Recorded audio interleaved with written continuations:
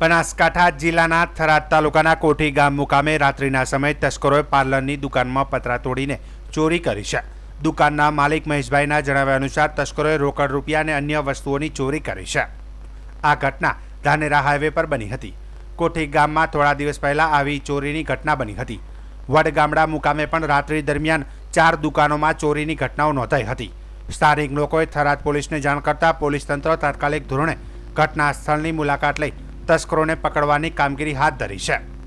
થરાદ તાલુકાના ગ્રામ્ય વિસ્તારોમાં ચોરોના સક્રિય થવાથી લોકોમાં ભયનો માહોલ જોવા મળી રહ્યો છે। તસ્કરો દુકાનોને નિશાન બનાવતા વેપારીઓમાં પણ ફફડાટ ફેલાયો છે। કોઠી ગામના પૂર્વ સરપંચ રવજીભાઈ પટેલે જણાવ્યું હતું કે હાઈવે પરની દુકાનોમાં ચોરી થઈ છે અને આજુબાજુમાં તેમના ખેતરો આવેલા છે। તેમણે માંગ કરી છે કે પોલીસ તાત્કાલિક ધોરણે આવા ચોરોને પકડી કડકમાં કડક સજા કરે જેથી ભવિષ્યમાં આવી ઘટનાઓ ન બને। મારી દુકાન આવેલ છે ધાનેરા હાઈવે ઉપર। મારી દુકાનમાં રાત્રે કોઈ શખ્સો અજાણ્યા આવી દુકાન તોડી હતી, અંદર 15,000 કેશ પડી હતી, એ લઈ લીધી અને વડગામડા જેવી રીતે પ્રશ્ન બન્યો એ જ પ્રશ્ન મારી દુકાને બનેલ થઈ। પત્ર પણ તોડ્યા છે, અંદર સીલિંગ હતી, સીલિંગ તોડી નાખી હતી। ગામમાં પણ આવી 2-3 ઘટના બની। સરકાર શ્રીને મારો એટલે જ નિવેદન છે કે આનો કોઈના કોઈ પગલું લો। અંદાજિત કેટલા સમયમાં ઘટના બને કોઈ ખ્યાલ આવેલો છે? અંદાજી તો લગભગ આ મહિનોથી તો ઘટના બને જ રહી હતી। તમે સવારના દુકાનમાં આવ્યા ત્યારે કઈ હાલતમાં હતું?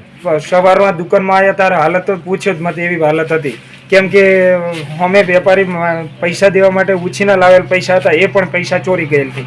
મારું નામ રવજીભાઈ ખેમાભાઈ પટેલ। અરબુજા પાર્લરમાં હાઈવે ઉપર નેશનલ હાઈવે ઉપર કોઠી ગામના ટેસ્ટને થી થોડાક આગળ પહોળું વચ્ચે ચોરી થયેલ છે।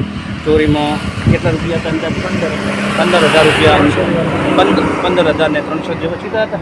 300 જેવા છૂટા હતા। અગાઉ અમારા ગામમાં એક ચોરી થઈ હતી, અગાઉ એક ઝાટકો પણ જોયો હતો અને વડગામડામાં પણ આના લગભગ આની તોડથી દુકાનો 3 તોડી હતી। અહીંયા તસ્કરોએ આનું આ કર્યું હતું।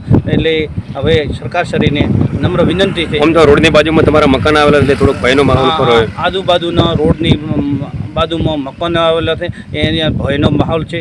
આ ચોરોને કડકમાં કડક સજા થાય અને તાત્કાલિક સરકાર પકડે અને પોલીસ ડિપાર્ટમેન્ટને આનો વિનંતી છે કે કોક કરી પકડે અને આને નાની નાની ચોરી થઈ છે અને ભવિષ્યની અંદર મોટી ચોરી ન થાય એના માટે આપણા નાની ચોરી ઓછી છે, એટલે મોટી ચોરીને આ ચોરને ઢબવો જોઈએ અને બીજી ચોરી અટકાય એવું કરવું જોઈએ। મને સરકાર ઉપર અને પોલીસ તંત્ર ઉપર સંપૂર્ણ વિશ્વાસ છે કે તાત્કાલિક પકડી અને આનું પૂરું